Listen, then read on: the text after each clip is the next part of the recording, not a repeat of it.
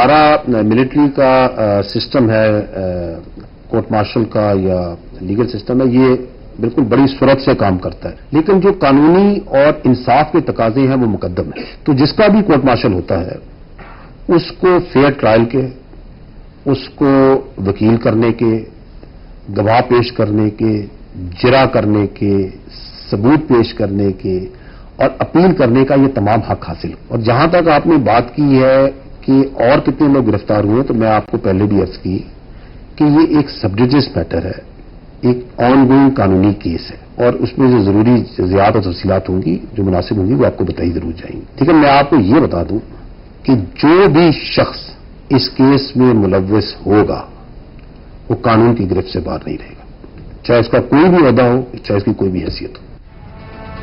फैज़ हमीद वज़ीर-ए-आज़म जे मातहत हो army act जी भञकड़ी ते संदसि कोर्ट मार्शल शुरू थियो। फैज़ हमीद केस में जेको बि मुलविस हूंदो, जंहिं बि उहिदे ते हूंदो, उन ख़िलाफ़ कार्रवाई थींदी।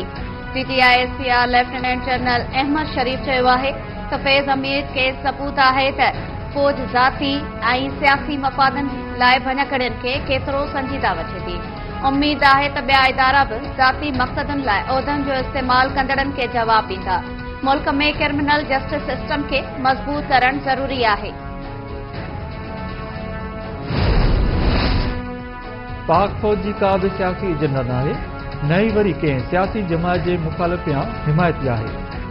DG-ISPR चयो आहे त फौज जो हर हुकूमत सां सरकारी सतह ते राब्तो हूंदो आहे। रियासती इदारनि ते अवामी एतमादी इदारनि जो सरमायो हूंदो आहे। फौज दिफ़ाई ख़र्च घटाया आहिनि। पाक फौज मजमूई तौर ते 360 अरब रुपया टैक्स ॾिनो आहे। मज़बूती इंतहाई ढांचे खां सवाइ मइशत तरक़ी नथी करे सघे। सभिनी खे मुल्की तरक़ी लाइ कमु करणु घुर्जे।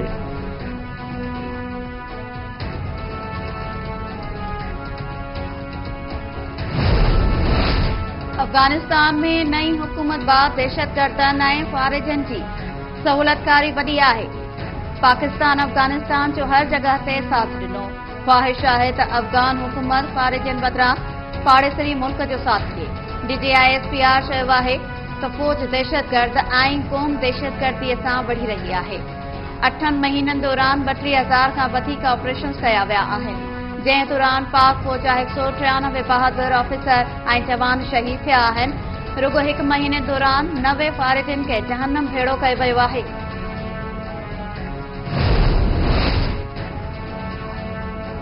पाकिस्तान में को बि नोगो एरिया नाहे। बलूचिस्तान पाकिस्तान जे आन मां ऐं शान मां आहे। DG-ISPR चयो आहे त पाकिस्तान ऐं बलूचिस्तान जी तरक़ी जो सफ़र जारी रहंदो।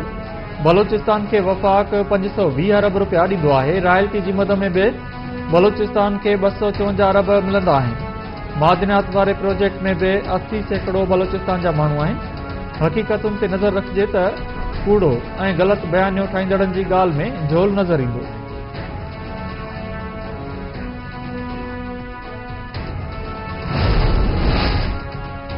ख़िते में इस्तेहकाम बरक़रार रखण में पाक फौज जो किरदार अहम आहे।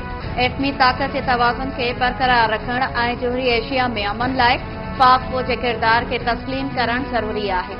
वज़ीर-ए-आज़म शहबाज शरीफ़ जो आर्मी वार गेम्स जी पुॼाणी वारी तक़रीब खे ख़िताब। ISPR जो चवणु आहे त वज़ीर-ए-आज़म खे पाक फौज जे ऑपरेशनल तयारियुनि बाबति ब्रीफिंग ॾिनी वई। वज़ीर-ए-आज़म जो पाक फौज जे ऑपरेशनल तयारियुनि ते इत्मीनान जो इज़हार। तक़रीब में दिफ़ा, नाणे, सुद समावरनि वज़ीरनि, army chief general Asim Munir समेत अस्करी अख़्तियारनि तक़रीब में शिरकत कई। फौजी क़यादत क़ौमी ख़ुदमुख़्तियारी ऐं इलाक़ाई सालमियत जी हर क़ीमत ते तहफ़ुज़ लाइ पुरअज़म वर्जाइनि ते चयो आहे त पाक फौज मौजूदा सिक्योरिटी चैलेंजिस खां पूरी तरह बाख़बर आहे ऐं पाकिस्तान ख़िलाफ़ कंहिं बि जारिहाणे इरादनि खे नाकाम बणाइण लाइ पंहिंजी सलाहियतुनि में इज़ाफ़ो कंदी रहंदी।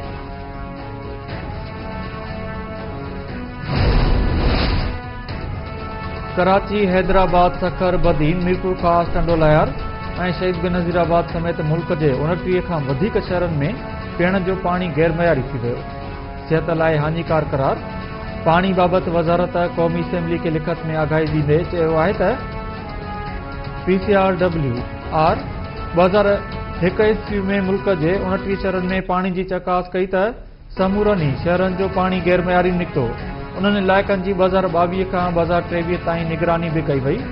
कराची में 93, हैदराबाद 80, सखर 67, बदीन 92, मिर्पुखा 100, टंडोलहर में 57 ऐं नवाबशाह में 100 सैकड़ो पाणी सिहत लाइ हानिकार आहे। भावलपुर 76, फैसलाबाद 59, मुल्तान में 94 सैकड़ो ऐं सरगोदा में 83 सैकड़ो पाणी गैर मयारी करार। कोयटा 59, मंसूराबाद, मुज़फ़राबाद 70 ऐं गिलगित में 100 सैकड़ो पाणी सिहत लाइ हानिकार आहे। पाणी बाबति सूबाई हुकूमतुनि खे बि आगाही ॾिनी वई।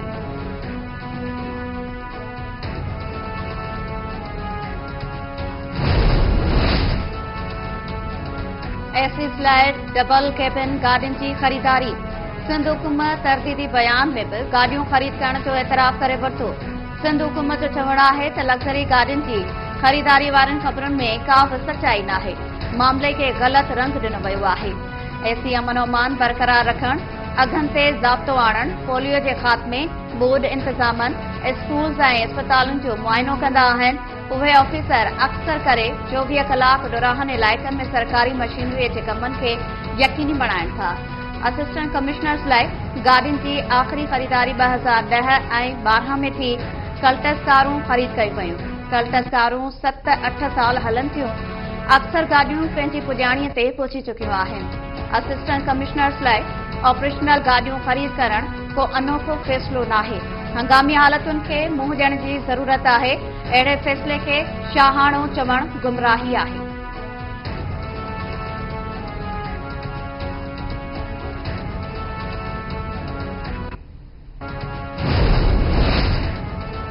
सेनेट इस्लामाबाद में जलसनि लाइ मख़सूस जाइ मुक़ररु करणु ऐं गैर मुल्की सरकारी दस्तावेज़नि खे क़ानूनी हैसियत ॾियण लाइ 2 बिल्स जी मंज़ूरी ॾेई छॾी। इस्लामाबाद में जलसनि बाबति बिल जी सेनेट अक्सरियत राय सां मंज़ूरी ॾिनी। अपोज़िशन बिल जी मुखालफ़त कई।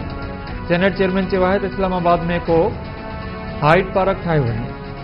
कानून वारे वज़ीर सेनेटर आज़म नज़ीर तारड़ चयो आहे त जलसा जुलूस रोकिया न पिया वञनि, रुॻो जॻह मख़सूस करे रहिया आहिनि।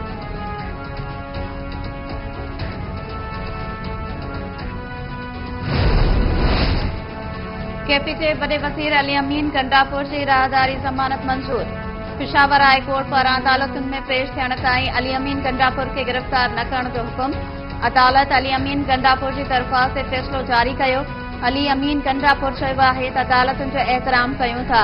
पर्चीअ ते आयल गवर्नर जो नालो नथो वठणु चाहियां। इस्लामाबाद में तारीख़ी जलसो कबो, पोइ ते न हटंदासीं। कंहिं रोकियो त पोइ ॾिसी वठंदासीं।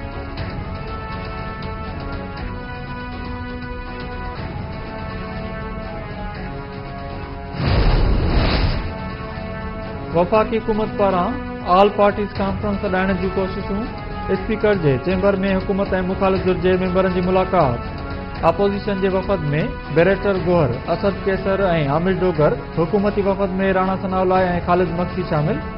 एपीसी तलब करण बाबति मुशावरत। बलूचिस्तान जी सूरतहाल ते इत्तिफ़ाक़ राय पैदा करण लाइ तजवीज़ुनि ते बि गौर वीचार कयो वियो।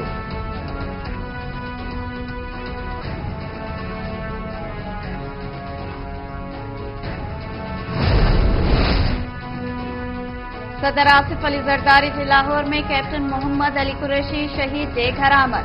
घर पातनि सां ताज़ियत। सदर शहीद कैप्टन जे इसाले सवाब लाइ फातिह ख़्वानी कई ऐं ख़राज तहसीन पेश कयो। संदसि चवणु आहे त संदसि हमदर्दियूं ॾुखे वक़्त में शहीद जे ख़ानदान सां गॾु आहिनि। दहशतगर्दी ख़िलाफ़ जंग में केतिरनि ई जवाननि जानियूं कुर्बान कयूं आहिनि। शहीद मोहतरमा बेनज़ीर भुट्टो बि दहशतगर्दी ख़िलाफ़ जंग में शहीद थी। दहशतगर्दी जी लानत जे ख़ात्मे लाइ आख़िरी दम ताईं कोशिशूं जारी रखियूं वेंदियूं।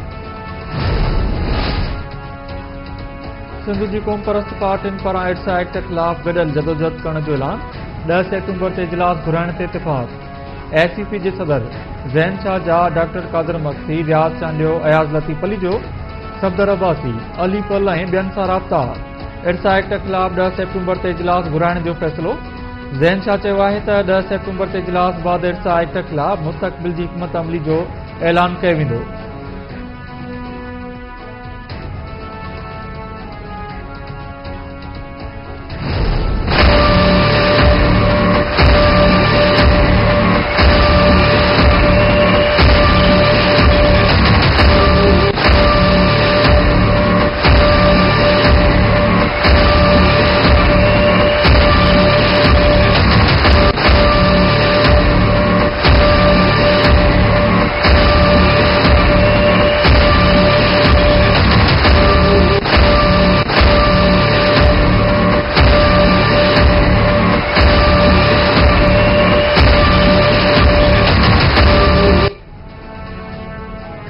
मामूली बरसात शहर जे रोडनि खे हंधा उखेड़े छॾियो। FTC वटां कोरंगी रोड में गोॾे जेॾा खॾा पियल, सनती इलाइक़नि जा रोड बि हंधा उखड़ियल। गाॾियुनि जो हलण बि मुश्किल थी वियो।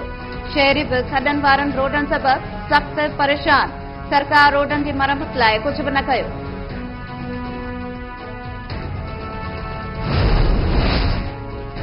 रथो तेरो भरिसां 24 ॾींहं अॻु अगवा थियल ट्रैक्टर ड्राइवर बाज़ियाब।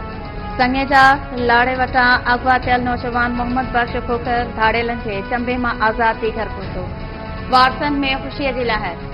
नौजवान जो चवणु हो त जेका बाद में ॾुहारी खणी वञी रहिया हुआसीं त उतां गुज़रंदड़ पुलिस मोबाइल खे ॾिसी दाहूं कयूं त ॾुहारी छॾे फरार थी विया। गोसपुर जे हिकु हफ़्तो अॻु अगवा थियल मुखी पाड़े जे रवासी नींगर खे बाज़ियाब करण जी दावा। पुलिस जो चवणु आहे त नींगर मज़हर लगारी खे कचे मां बाज़ियाब करायो वियो आहे।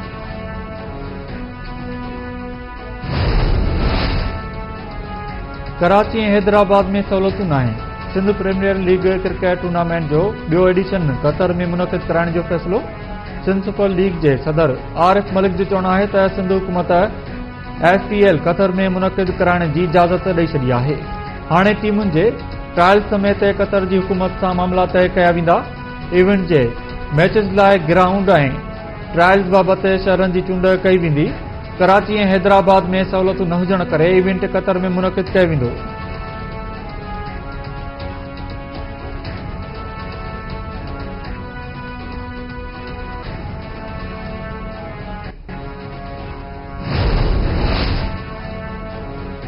ऐं पैरा ओलंपिक्स में बरतानवी एथलीट हमल सां हुअण बावजूद गोल्ड मेडल खटे नई तारीख़ जोड़े छॾी। पेरिस में जारी पैरा ओलंपिक्स में बरतानवी एथलीट जोडी गनहम ईरान ख़िलाफ़ कामयाबी माणे गोल्ड मेडल पंहिंजे नाले कयो। जोडी गनहम हमल सां हुअण बावजूद गोल्ड मेडल खटींदड़ पहिरीं एथलीट जो एज़ाज़ बि माणे वरितो।